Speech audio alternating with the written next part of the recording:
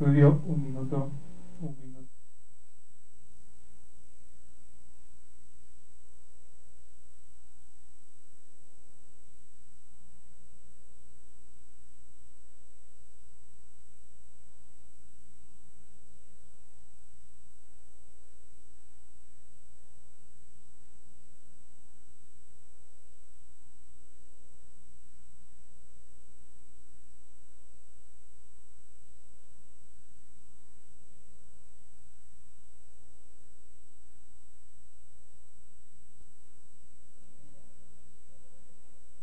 Gracias.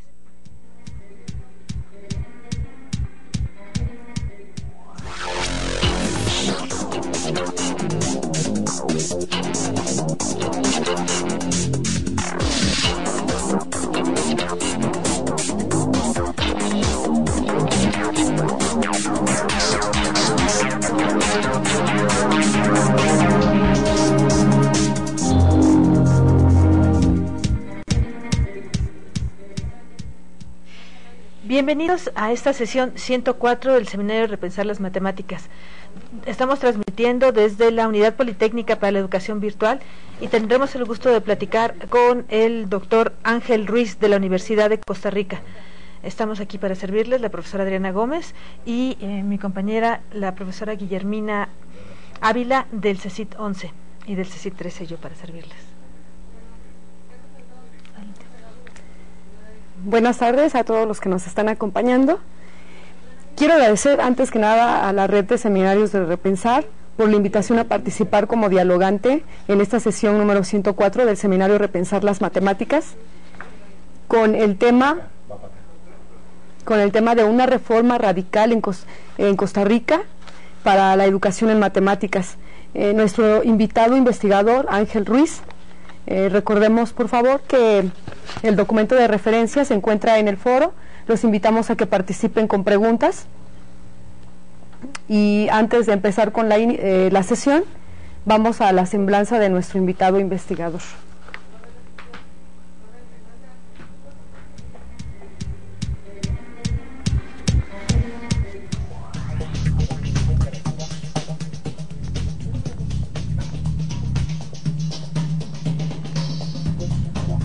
Ya.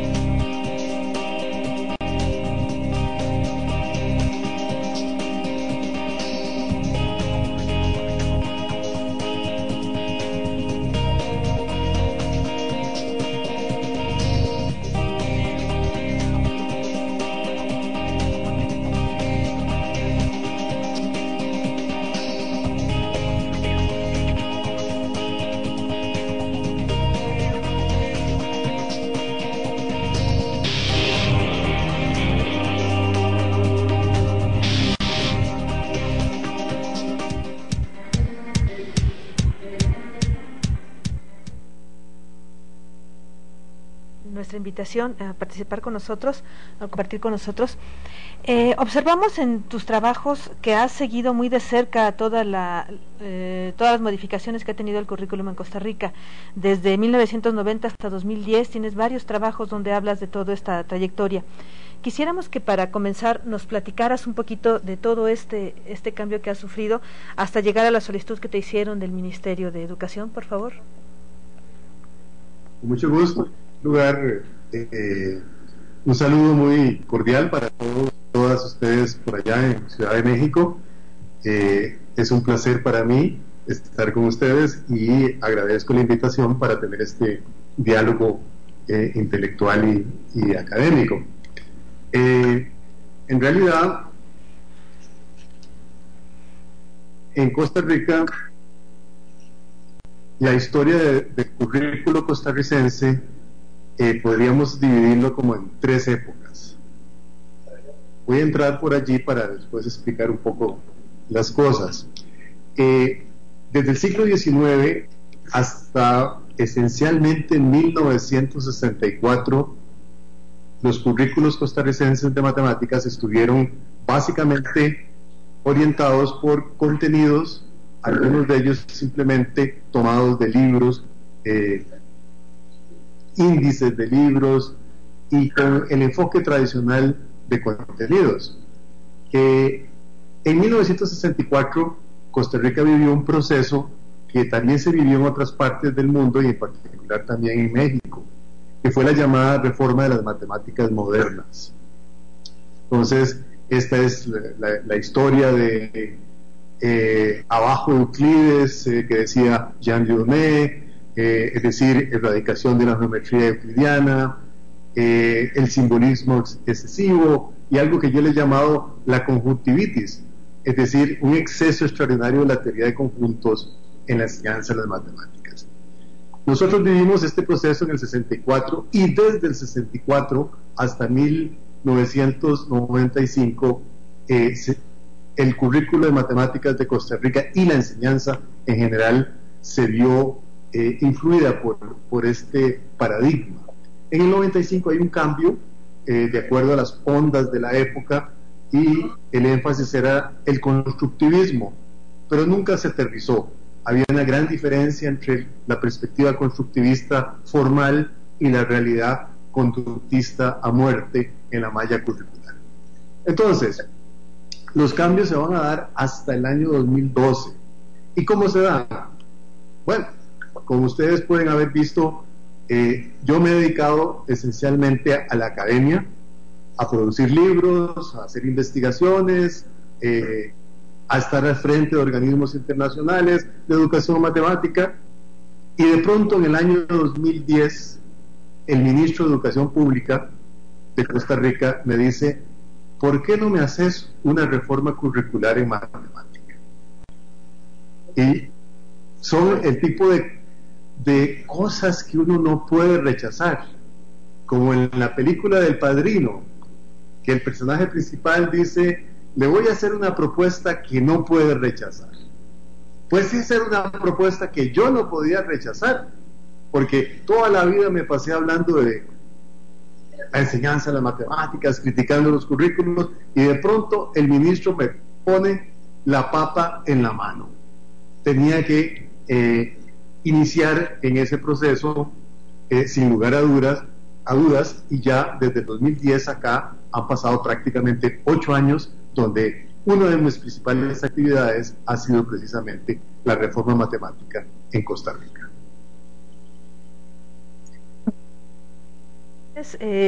Ha sido un cambio que hemos estado viviendo en común en toda Latinoamérica, en particular con México, y por eso nos interesaba mucho que nos platicaras todo este proceso que has llevado y cómo se ve desde la academia exactamente, porque tu posición es muy diferente a la que tienen normalmente los administrativos o quienes se hacen cargo de estas reformas.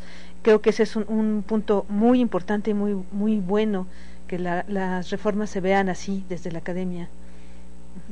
Eso es muy importante, porque una de las cosas que sucedió con el ministro fue que él me dijo: mira, yo te pongo a estos asesores y consultores nacionales del Ministerio de Educación Pública a trabajar con vos, y vos dirigís el proceso, pero ellos trabajan con vos. Y yo dije, así no voy.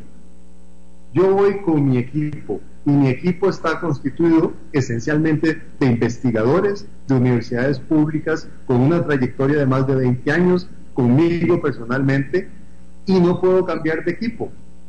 Entonces, él aceptó esta condición, y eso tuvo ventajas, pero al mismo tiempo tuvo sus dificultades, puesto que en alguna medida todo este proceso de reforma ha estado comandado por gente de la academia, externa al Ministerio de Educación Pública. Una vez que iniciamos con este proceso, involucramos profesores en servicio de la enseñanza primaria, secundaria, del bachillerato, que trabajaron conmigo y todavía trabajan conmigo, y también en el proceso incorporamos expertos en tecnologías web.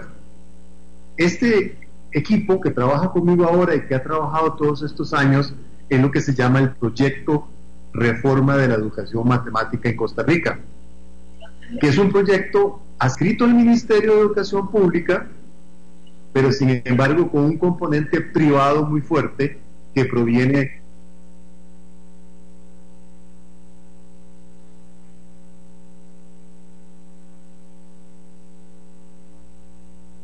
yo creo que no se repite normalmente en la mayoría de países de América Latina. Son funcionarios del Ministerio, de la Secretaría, las que realizan estos cambios, o funcionarios estatales. Aquí fue una cosa un poco diferente. Bueno, buenas tardes, Ángel. A mí me parece muy interesante tu documento, donde nos mencionas toda la reforma educativa vivida en Costa Rica. Y ahorita va muy ad hoc la pregunta que vamos a hacer con respecto a lo que nos acabas de decir, respecto al ¿qué es lo que viste tú con tu equipo de trabajo, que de los indicadores que una vez que te plantearon la situación de reformar las matemáticas, qué es lo que tú observaste, tu equipo de trabajo, qué es lo que observan para hacer ese cambio radical? Porque nos hablas de una reforma radical en matemáticas. Bueno, observamos varias cosas. Una de las primeras cosas que nosotros vimos era la gran distancia entre los resultados de la experiencia y la práctica en la educación matemática internacional y lo que estábamos haciendo en Costa Rica. Es decir, en mi criterio habían cerca de 30 años de atraso curricular en educación matemática, y esto era un punto de partida para nosotros. Pero ¿cómo se reflejaba eso en la práctica? Se reflejaba, por ejemplo, en rendimientos muy malos de los estudiantes en las pruebas de bachillerato, que son pruebas de salida de la educación media de Costa Rica, requisito para ingresar a las universidades. En segundo lugar, cuando ingresaban a las universidades, estos muchachos tenían resultados desastrosos. Un 15% o 20% de aprobación en cursos de matemática de las universidades. Y luego habían más elementos, las pruebas comparativas internacionales, donde, bueno, seguimos en el carrón de todos los países de América Latina, en los cuales estamos muy por debajo de otras latitudes, las pruebas PISA, por ejemplo. Entonces, había muchos elementos que obligaban a un cambio. El ministro se viera conformado con una colección de parches, colocar un contenido acá, pasarlo por allá, meter uno nuevo, etcétera, etcétera.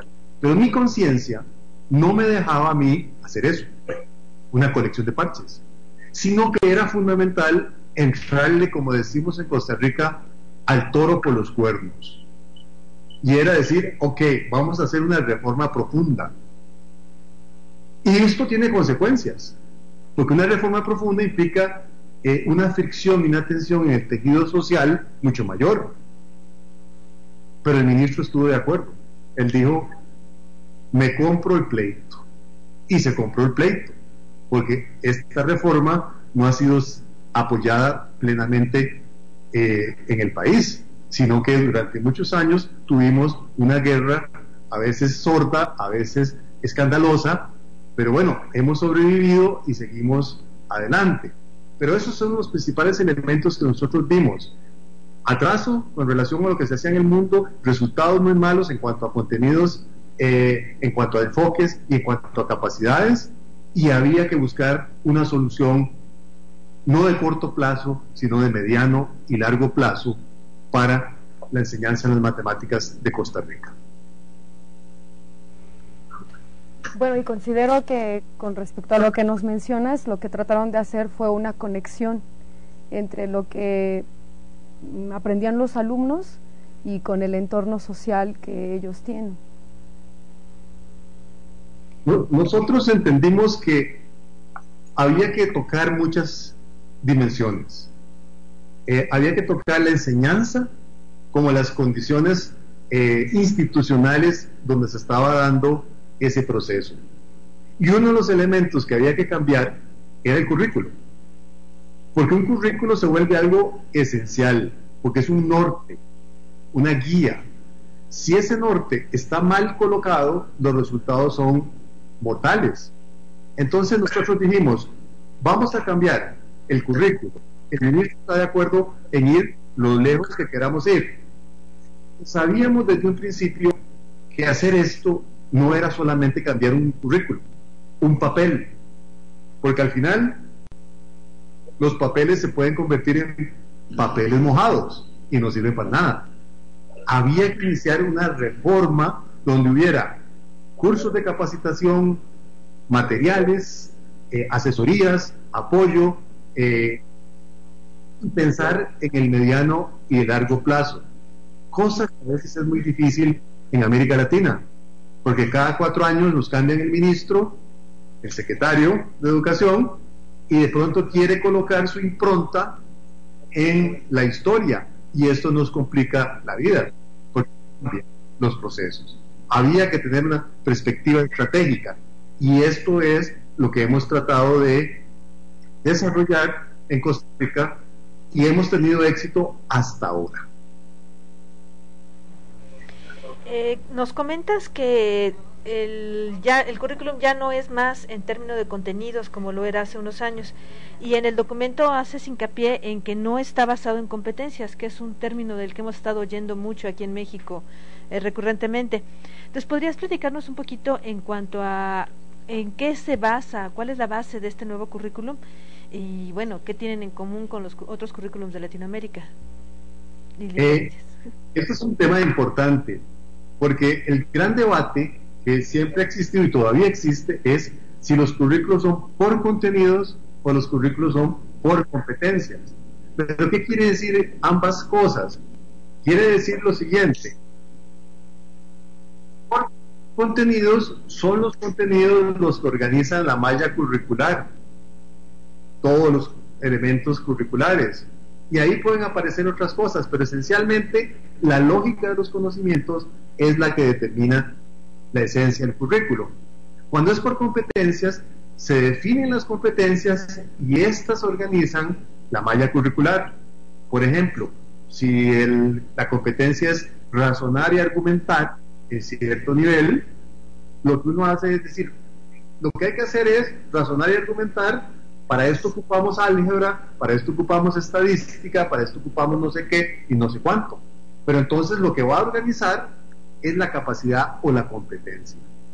Entonces, estando en esa disyuntiva, nosotros tomamos una decisión curricular que no tenía que ser simplemente el contenido o la competencia, sino que había que buscar un término medio, un justo medio, como diría Aristóteles, y era el siguiente: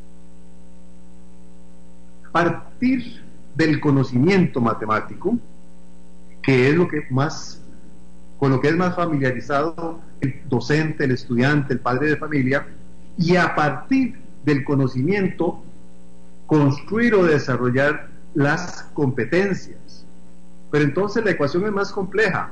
El currículo se organiza por conocimientos, pero se le da un énfasis extraordinario a la mediación pedagógica, lo que se hace en el aula, la evaluación, los programas, los recursos que permitan generar el desarrollo de la competencia o las competencias o las capacidades, como se quieran llamar. Esto es una estrategia curricular distinta, y en América Latina es la única experiencia de esta forma.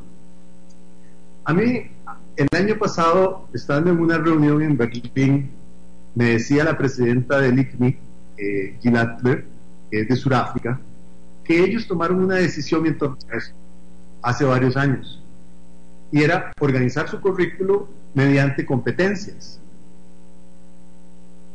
¿Qué resultó? Que los docentes no querían trabajar por competencias, no estaban capacitados para hacerlo, el Estado no les dio los recursos adicionales tampoco, y al rato el esquema fracasó. ¿Y qué sucedió? Volvieron a un esquema estrictamente de contenidos, la lógica de los contenidos, de los conocimientos en los que impera.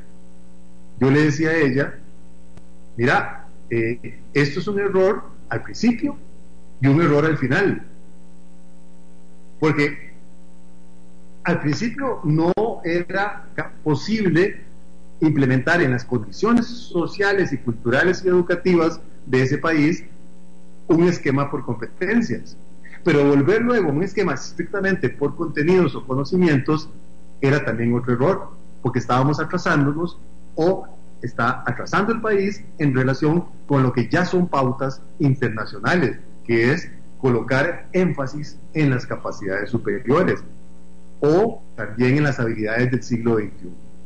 Entonces, nosotros hicimos algo que es distinto. Organizamos por conocimientos, pero el énfasis son las capacidades superiores.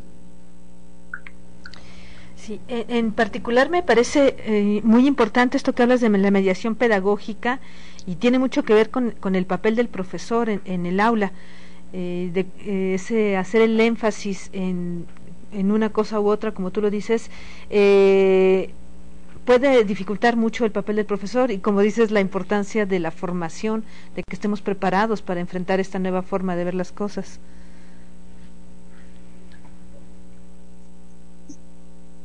Sí.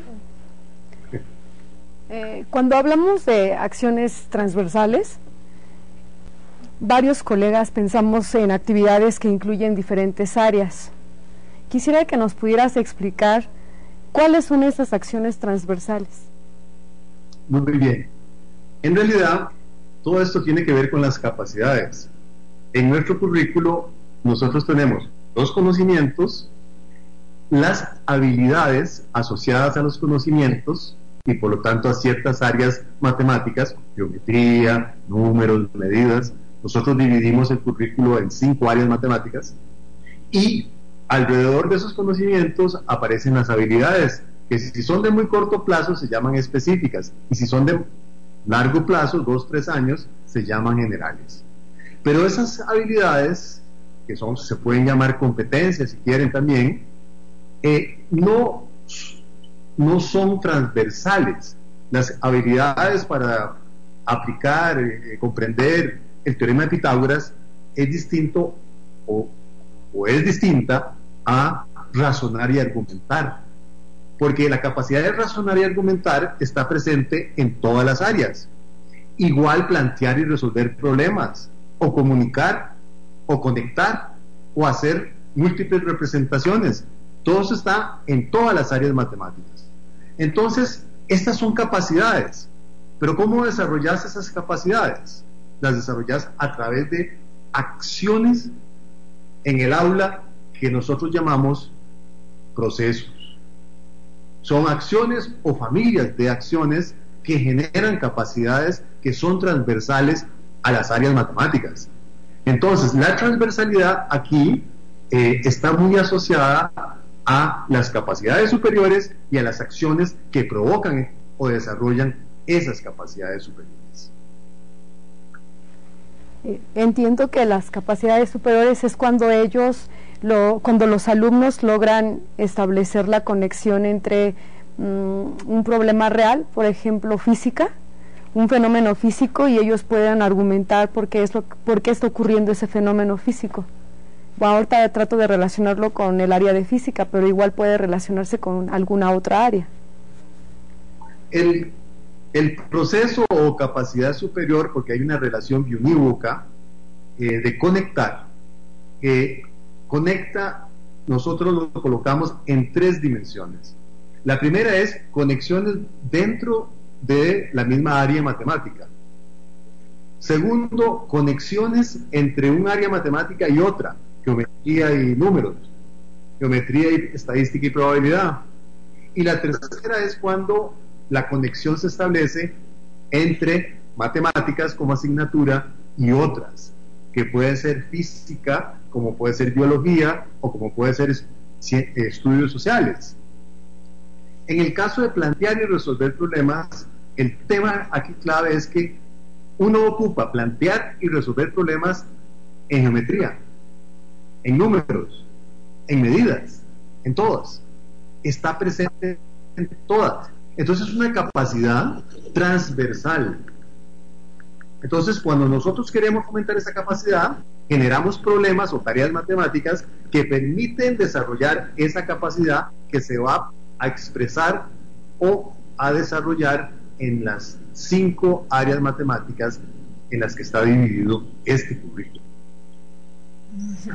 Esa parte me gusta a mí especialmente, porque siempre nos estamos quejando de cómo distintas áreas de matemáticas parecen estar desconectadas, y aquí tú hablas de una transversalidad entre las distintas áreas de matemáticas, lo que llamaste de segundo nivel.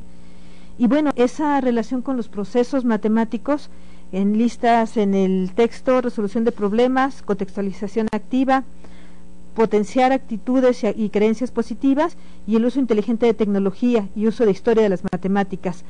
¿Cómo definieron estos 5 puntos, estos puntos en particular a estudiar? Estos ejes, los llamamos ejes disciplinares, son ejes que nosotros los pensamos o los conceptuamos como énfasis. O sea, énfasis importantes a tener en cuenta en este periodo histórico, porque todo currículo tiene que pensarse en términos históricos, es decir, es para un periodo. Después de ese periodo habrá que hacer cambios. Yo pienso que para Costa Rica son 15, 20 años donde tenemos que trabajar con este currículo, dadas las condiciones en que se hicieron los cambios. Pero los ejes disciplinares tienen un sentido muy particular. En primer lugar, hay 2 ejes. Uno, vos lo mencionaste, resolución de problemas, y 2, contextualización activa. Estos 2 ejes reflejan lo que para nosotros es el enfoque principal de este currículo. El enfoque, que es una estrategia de aula, una estrategia de mediación pedagógica que está compuesta de 2 componentes. El primero son 2 etapas. El segundo son 4 momentos en el aula. Las 2 etapas son: la primera, de construcción de aprendizajes; la segunda, de movilización de esos aprendizajes, o sea, cuando se aplican los aprendizajes adquiridos. Y en el aula, para construir aprendizajes, pero también para movilizarlos, nos interesa una secuencia de pasos. Primer paso, presentación del problema. Segundo paso, trabajo estudiantil independiente. Tercer paso, fase de contrastación y actividad colaborativa de los estudiantes y la clase. Y el cuarto paso, el cierre o clausura. Entonces, para nosotros este modelo, este enfoque, es lo que condensan los primeros 2 ejes. Repito, resolución de problemas y contextualización activa. El tercer eje es una confrontación directa con lo que yo he llamado matefobia, que es esa fobia hacia las matemáticas, que es un síndrome cultural que aparece incluso antes de que los muchachos ingresen a la escuela formal, porque los papás transmiten esto, los hermanos. Cuando un niño fracasa en estudios sociales o en lengua, lo regañan, pero si fracasa en matemáticas le dicen: tranquilo, a mí me pasó igual, no te preocupes. Hay cierta indulgencia en relación con las matemáticas, que es parte de este síndrome. Había que atacarlo, y nosotros lo atacamos con un eje disciplinar, que es desarrollar actitudes y creencias positivas sobre las matemáticas y su enseñanza. Los últimos 2 ejes responden a estrategias que nos parecen muy importantes en este contexto histórico. Uno, el uso de tecnologías. Con las generaciones de estudiantes con las que nosotros trabajamos hoy, no usar tecnologías es un disparate. ¿Cómo vamos a utilizar entornos de una pedagogía del siglo XIX cuando nuestros muchachos, los que están allí, o los hijos de ellos, ocupan otro tipo de escenarios. Entonces el uso de tecnología es fundamental, pero hay que saberlo matizar, porque no todo uso de tecnología sirve, ni todo propósito alrededor de eso sirve.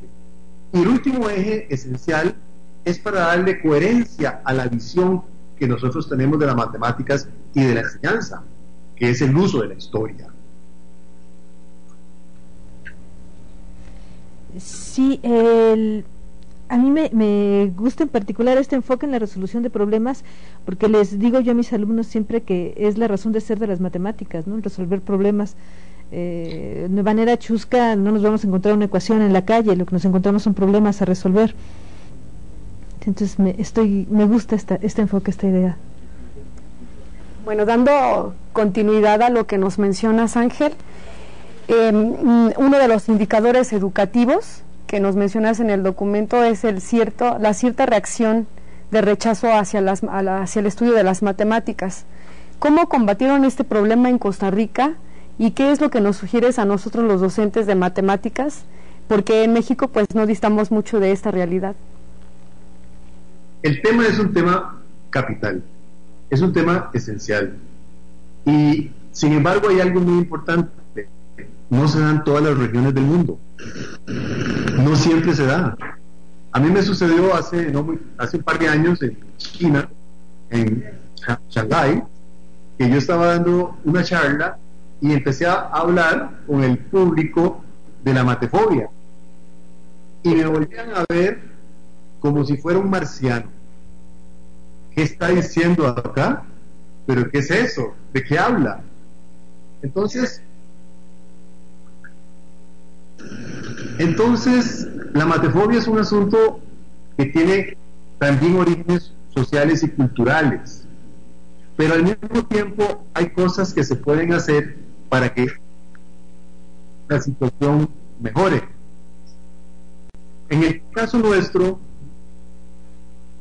el conjunto del programa, el conjunto del currículo permite abordar, confrontar la matefobia, porque la idea fundamental que nosotros tenemos con este currículo, el constructo principal, es lo que llamamos la competencia matemática general, que es una visión de las matemáticas y es una visión de la enseñanza de las matemáticas, que el muchacho o la muchacha que salen de la educación preuniversitaria y utilicen las matemáticas para su beneficio en la vida, ya sea para la toma de decisiones, ya sea para el análisis de la información. Entonces, esto ya es un principio. Por eso es que hay contextualización activa como eje. Por eso hay desafío con la resolución de problemas, por eso hay actitudes positivas y creencias positivas, por eso hay tecnología, por eso hay historia. La historia brinda un rostro humano a las matemáticas. Entonces, todo en el currículo trata de confrontar la matefobia, pero como se trata de un fenómeno social y cultural muy anclado en nuestra sociedad, no es un proceso sencillo, va a tomar años. Al que siempre le tenemos miedo es la evaluación, y así como mencionas que todo el currículum junto está enfocado en evitar la matefobia, ¿cómo están enfrentando las cuestiones de evaluación? En particular mencionabas algo de evaluación, resolución de problemas. ¿Solamente está enfocado en ese sentido o es más amplio? Bueno, nosotros hay que confesar, en el año 2012, cuando se aprobó este currículo, no había un capítulo especial de evaluación. Y la razón de esto es la siguiente: no nos poníamos de acuerdo con los funcionarios de las diferentes instancias del Ministerio de Educación, de la Secretaría de Educación, en cómo debería ser esa evaluación. No es lo mismo evaluar conocimientos, sabe o no sabe el teorema de Pitágoras, aplica o no aplica el teorema de Pitágoras, o introducir el elemento es cómo razona, cómo argumenta a partir del teorema de Pitágoras, cómo aplica en diferentes áreas este tema, cómo comunica, cómo hace múltiples representaciones. El tema de las capacidades era un tema complejo y no estábamos todos de acuerdo, ya era suficiente lo que estábamos metiendo en el papel. Entonces tomamos una decisión estratégica: dejemos el tema de evaluación para más adelante. Y eso es lo que hemos hecho, lo hemos dejado para más adelante, y ahora estamos ofreciendo una propuesta que todavía no es oficial en el país, pero la estamos ofreciendo, en la que uno de sus componentes es cómo le entramos a la evaluación de capacidades superiores. Y ahí estamos exactamente en eso. Pregunta difícil.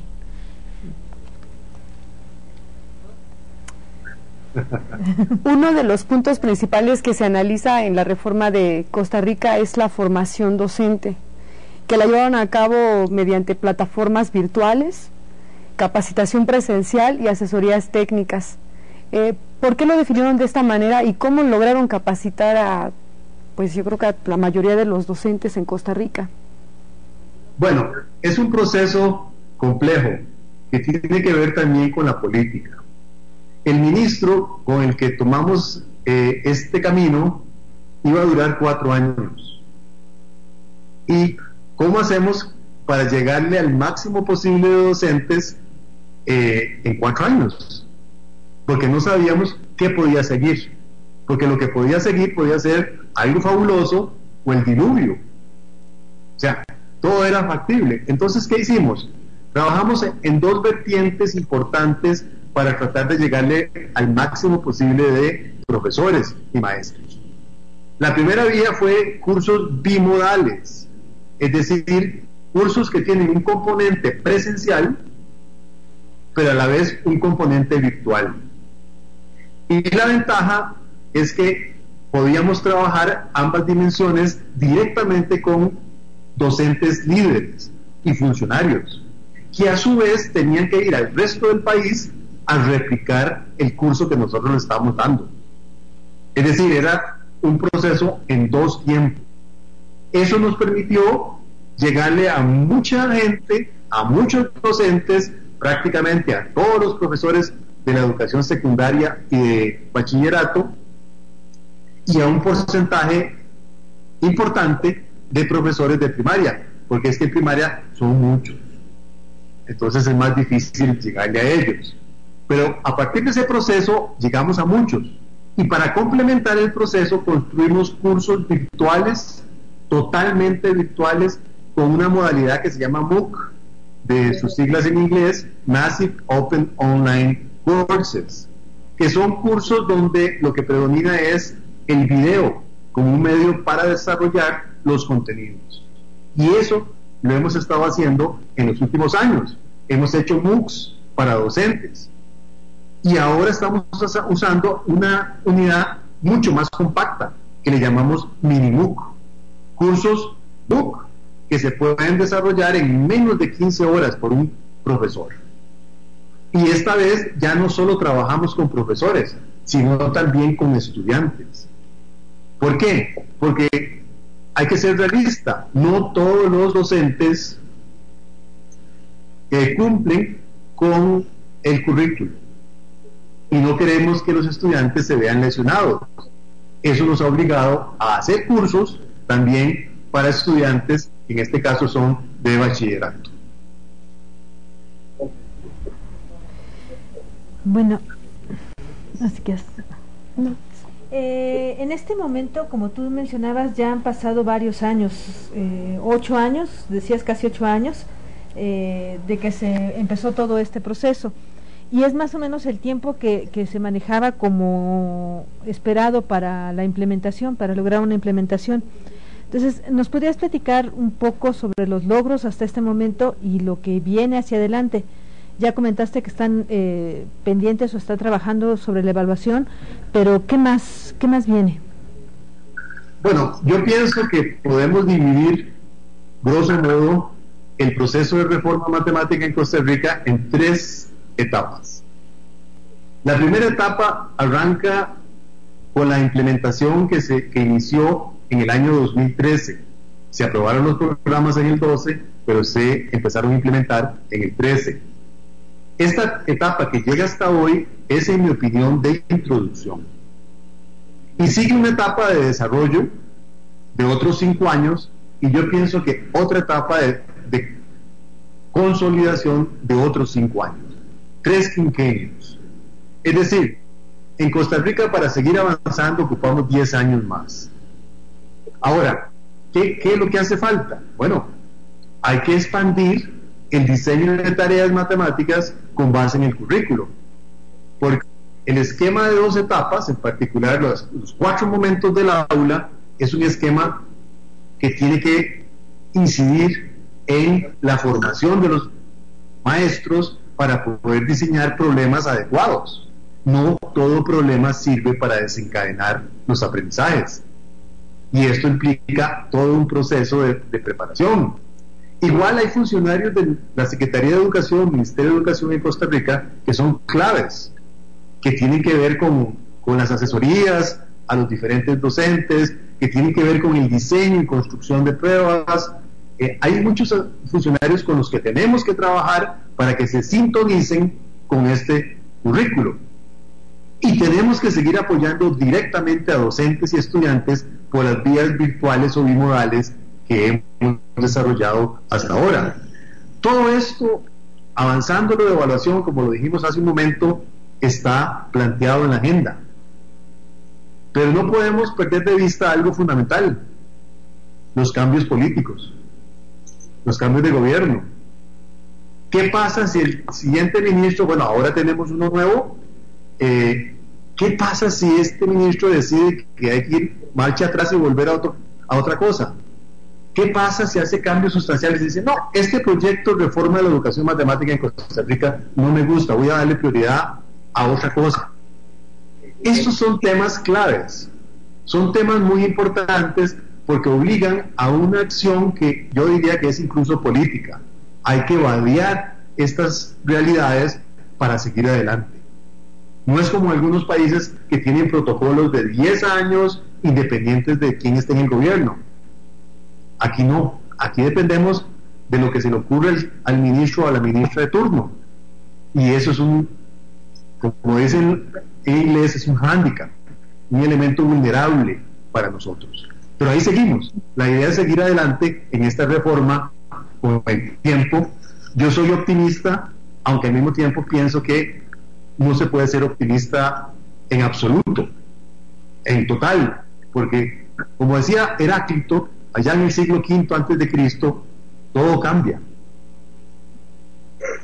Sí, lo hemos oído hasta en la cultura popular, ¿no? En las canciones y eso también.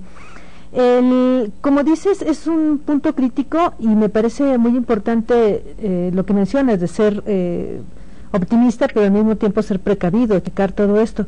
A mí me surgió una pregunta adicional a lo planteado. Decías que estas propuestas que han hecho no son obligatorias. ¿Qué tanta aceptación han tenido con los profesores? Siempre somos resistentes al cambio, pero ¿has tenido alguna respuesta? Bueno, el programa o el currículo es obligatorio por ley. Costa Rica tiene un programa para todo el país, es nacional y es obligatorio. Pero, ¿cómo se controla ese proceso en las instituciones educativas? Es muy complicado. Entonces, a la larga, a veces funciona, a veces no se sabe.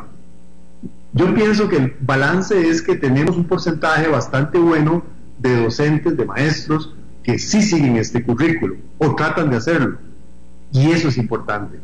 Pero al mismo tiempo sabemos que hay muchos que no lo están siguiendo, y entonces ese es el reto: cómo ampliamos para que todo el mundo trabaje con el currículo y entonces podamos ver los resultados en los plazos que pensamos se deben tener. Entonces, yo siento que ha sido muy positivo. Creo que Costa Rica tiene materiales, documentos, videos, cursos como para poder sostener todo este proceso. De hecho, en nuestros cursos virtuales tenemos docentes de toda América Latina, de Venezuela, de México, de Nicaragua, de Honduras, de Colombia, que participan en nuestros cursos virtuales. Entonces, tenemos muchos materiales que están disponibles. El asunto es que realmente impacten la práctica de la mayoría de maestros del país. Y ahí estamos todavía. Por eso es que el proceso no puede acabar ya. Tiene que acabar en 5, 10 años haciendo las cosas muy bien. Y ese será como el proceso de convencimiento, porque todavía el sostenerlo no va a terminar por completo, me imagino. Exacto. Bueno, te agradezco mucho, Ángel. Damos por terminada esta primera parte y vamos a dar la oportunidad a nuestros participantes. Ya tenemos algunas preguntas en el foro. Si nos haces favor. Sí.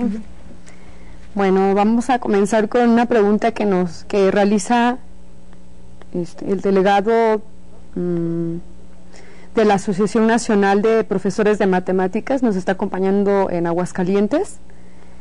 Nos pregunta, primero quiere hacer un reconocimiento por emprender esta reforma de educación en matemáticas en Costa Rica. Dice, ¿pudieras comentar algo sobre cómo ha sido o será el proceso de medición del impacto de la reforma usando estadística o indicadores como estudios cualitativos comparativos del antes y después sobre las dimensiones de estudiantes, docentes e instituciones?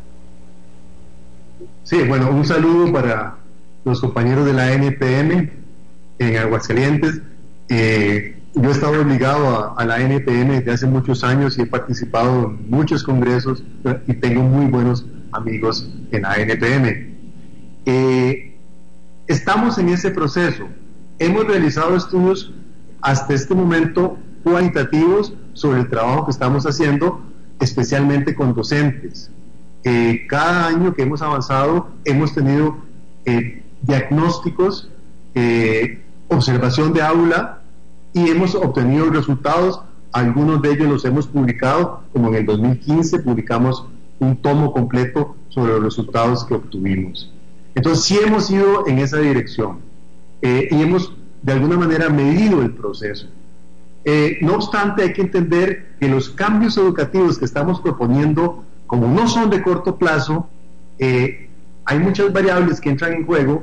Entonces habrá que ver en el largo plazo, en el mediano plazo, cómo se comportan todos los indicadores, porque hay cosas que no dependen de la reforma, hay cosas que dependen del Ministerio de Educación Pública, hay cosas que tienen que ver con la calidad que brindan las universidades formadoras de docentes.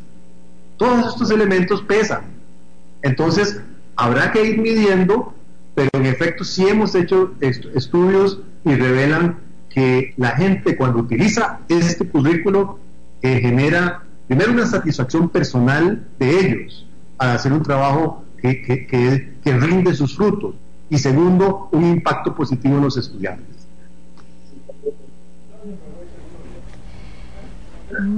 El profesor Domingo Márquez de la FES Cuautitlán en la UNAM es un compañero que nos sigue habitualmente. Hace algunas preguntas que creo ya has contestado, pero tal vez quieras resaltarlas. Dice, las reformas educativas son parte del desarrollo social y crecimiento mundial en diferentes esferas, políticos, sociales, culturales, por mencionar algunas. ¿Cuál es el enfoque actual en el programa de matemáticas? ¿Cómo se llegó a él? De esto creo que ya nos has platicado un poco, pero tal vez quieras resaltarlo. Y dice también, para su implementación, ¿cuáles han sido las dificultades, retos o inconvenientes para llevarlo a buenos términos? Y una más, dice, ¿cómo promover una formación escolar atractiva que permita potenciar los contenidos? En mi opinión, muchas de esas dificultades han estado asociadas a debilidades que tiene el sistema educativo. La organización institucional, por ejemplo, no es óptima. Tenemos muchos feudos, hay falta de control y supervisión de las actividades, no ha habido en algunos lugares el seguimiento que se debe tener, porque no basta tener recursos materiales, o cursos. Es necesario también dar seguimiento al trabajo del docente y apoyarle en el día a día. Y esto ya no depende de nosotros, y esto depende del ministerio, porque hay algo que quiero aclarar para que seamos claros.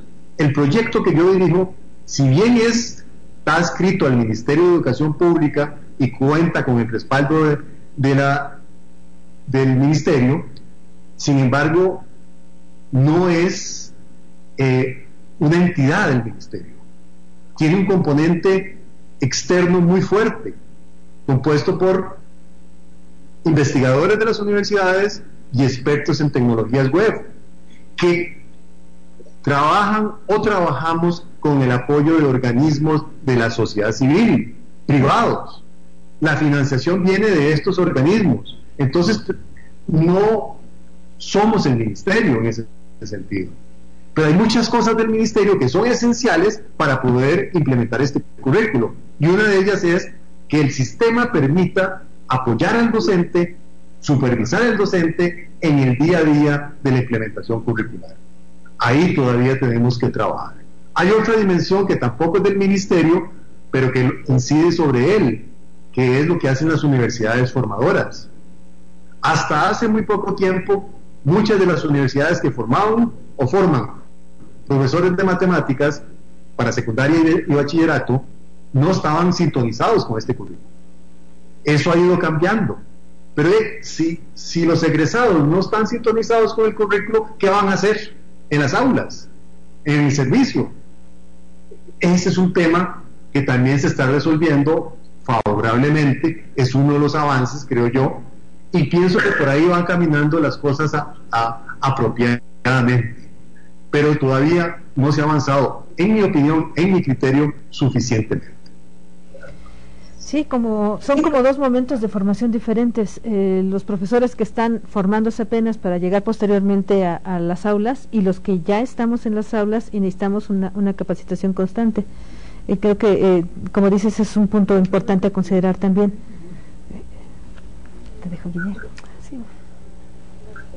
Sí. Otra pregunta más de la profesora María del Carmen Varela, del Colegio de Bachilleres de San Luis Potosí. Antes que nada, quiero agradecer la oportunidad que nos brinda al compartir el tema de gran relevancia. Ella pregunta, ¿puedes ampliarnos el tema hacia la realización en las áreas matemáticas sobre la organización de la malla curricular que mencionas en tu documento, ya que es uno de los aspectos fundamentales que debemos considerar los docentes? Muy bien. Nosotros organizamos la malla curricular por medio de conocimientos. 5 áreas: números, geometría, medidas, relaciones y álgebra, y estadística y probabilidad. Las 5 áreas aplican para toda la educación preuniversitaria, evidentemente con énfasis distintos. Por ejemplo, números tiene un papel muy importante en la educación primaria, relaciones y álgebra más en la educación secundaria y de bachillerato, pero las 5 áreas están en todas. A partir de los conocimientos hay habilidades. Por ejemplo, un conocimiento sería el teorema de Pitágoras. Pero ¿qué es lo que se quiere con el teorema de Pitágoras?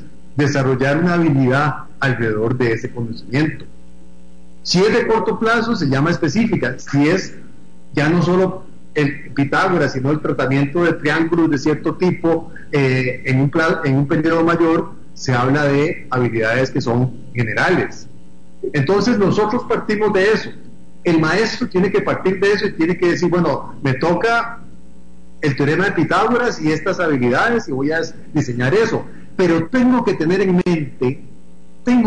mente las capacidades transversales superiores.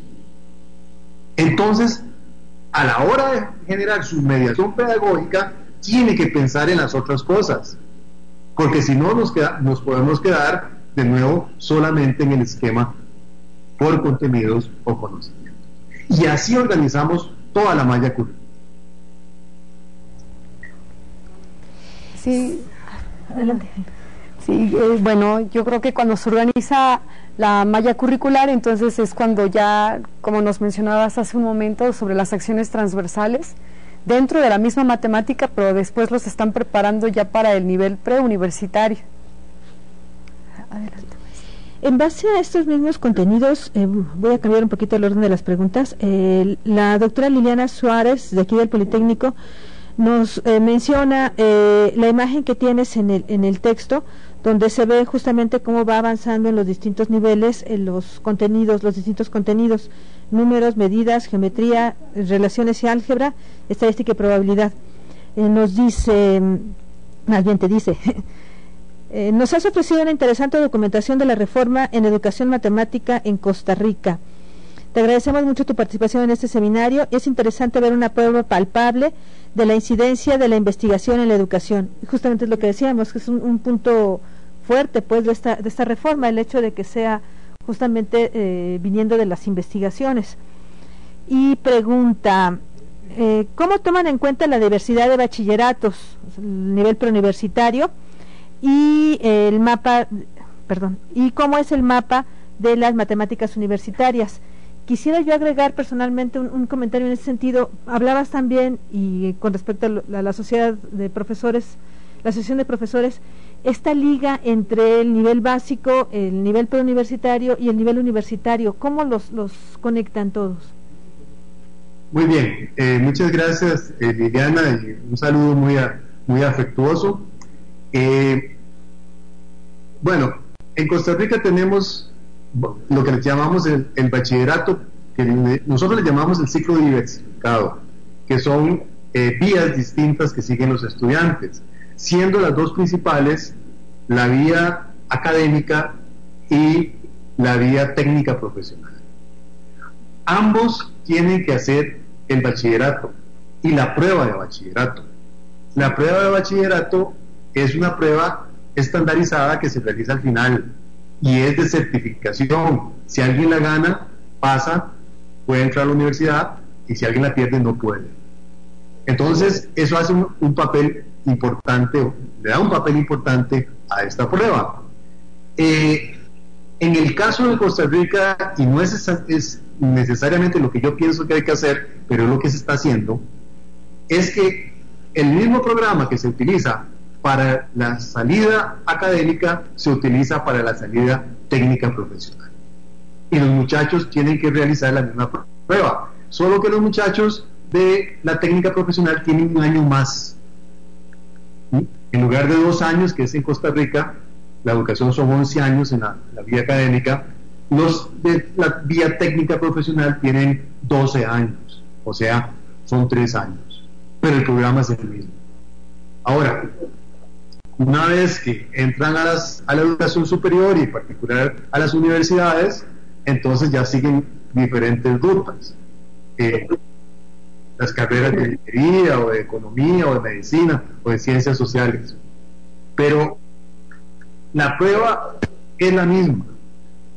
Un elemento importante de tomar en cuenta acá es que nosotros hemos querido de que haya una mayor integración entre primaria y secundaria. Y secundaria y lo que es el bachillerato o el ciclo diversificado. Y por eso los programas se plantean tal cual, como con continuidad, desde el primer grado de la escuela al último grado de la educación media, o sea, preuniversitaria. Y eso a veces ha sido difícil de hacer. ¿Por qué? Porque hay instituciones que forman a unos y a otros, sin que haya a veces mucha conexión, y en las mismas instituciones educativas propiamente, a veces no se comprende lo que se hace en secundaria si estás en primaria, y viceversa. Entonces hemos tratado con este currículo de enfrentar esa realidad, y creo que se ha logrado en alguna medida, pero como decía al principio, todavía nos faltan al menos 10 años para consolidar este proceso.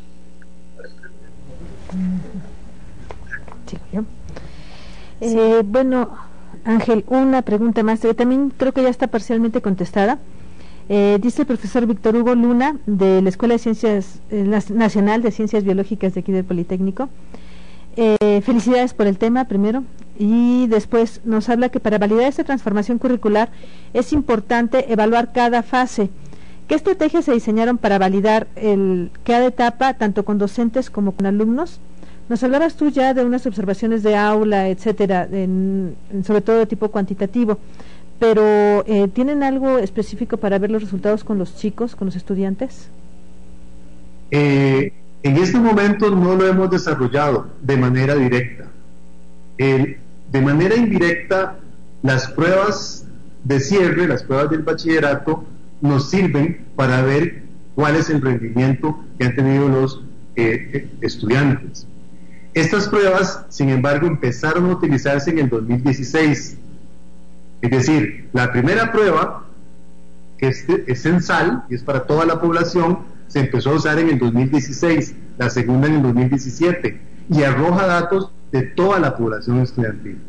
Entonces, en este momento se está analizando ese impacto sobre los estudiantes, ver cómo es que han asumido la reforma, hasta dónde va, porque no quiere decir toda esta historia que los instrumentos que se han usado en las pruebas nacionales sean totalmente congruentes con el currículo. Esto es parte del proceso también. Y con relación a los docentes, pues ya lo mencionaba, hemos tenido instrumentos cualitativos para analizar esos rendimientos o la percepción de los docentes en todo este proceso. Tenemos otra pregunta de la profesora Evelyn Suárez Ortiales, del CECIT número 15 del Instituto Politécnico Nacional. Dice: el material que se presenta es muy interesante, aunque me surgen algunas preguntas. Por experiencia laboral me consta que muchos profesores son reticentes a las nuevas propuestas.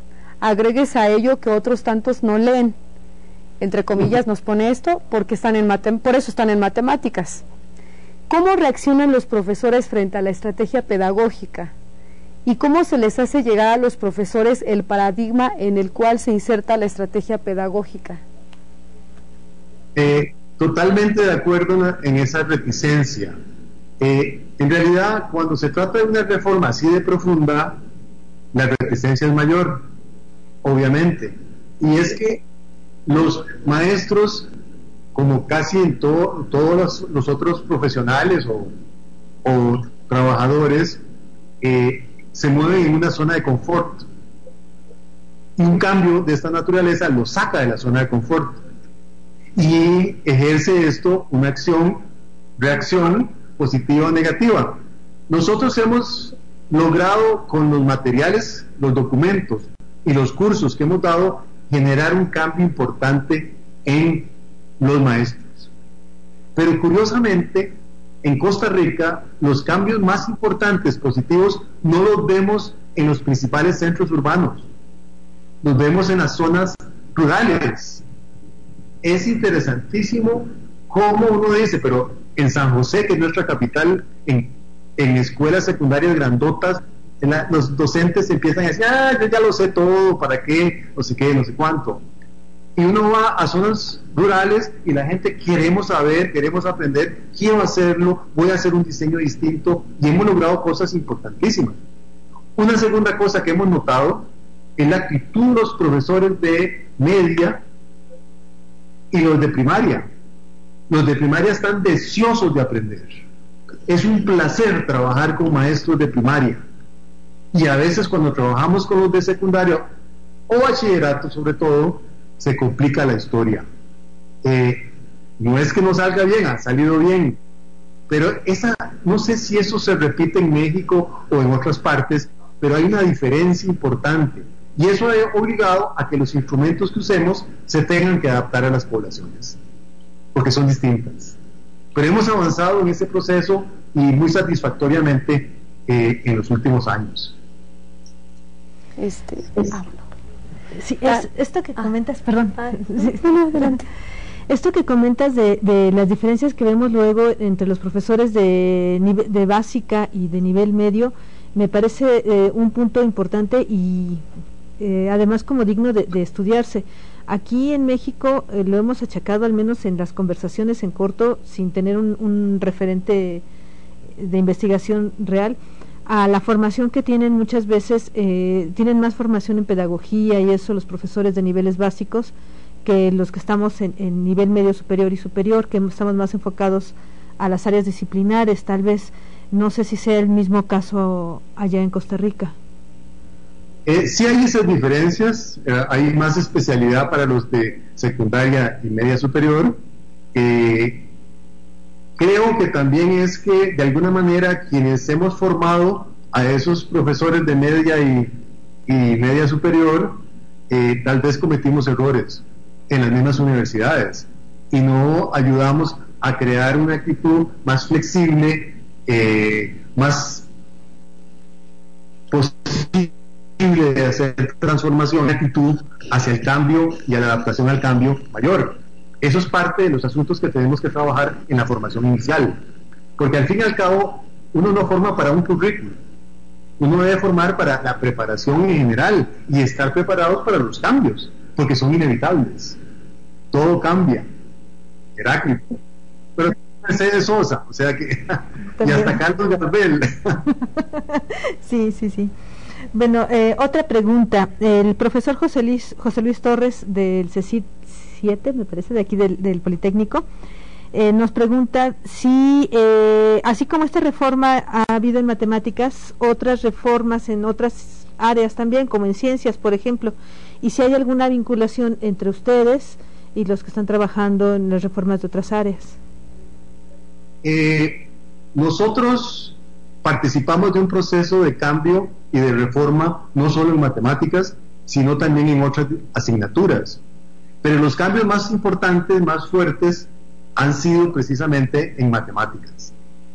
Y el enfoque nuestro, que enfatiza capacidades superiores y cambios importantes, empieza a ser adaptado por las otras asignaturas fuertes, como español, como ciencias, como estudios sociales, empieza a ser adaptado y de hecho a finales de 2016 el país, las principales autoridades educativas aprobaron una nueva política educativa curricular que apoya lo que nosotros hicimos desde el 2012.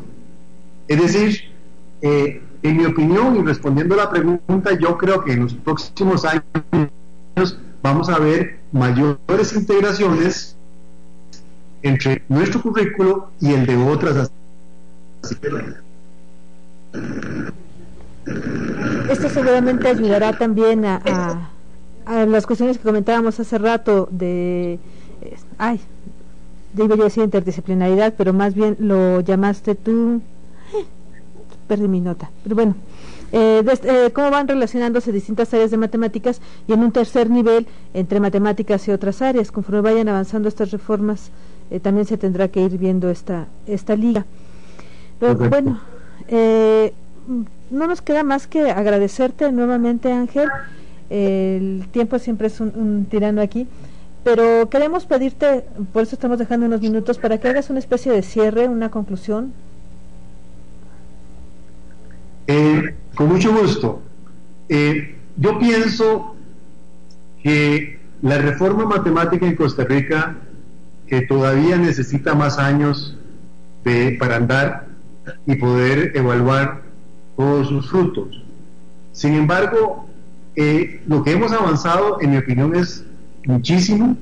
Yo no pensé que íbamos a lograr avanzar a este ritmo.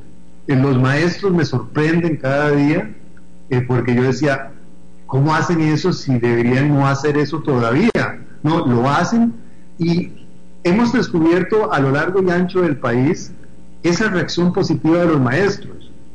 En segundo lugar, esta experiencia es formidable porque creo que son muy pocas las ocasiones en la historia de la educación matemática y de la educación en que investigadores y académicos de las universidades podemos tener un impacto social tan fuerte como ahora.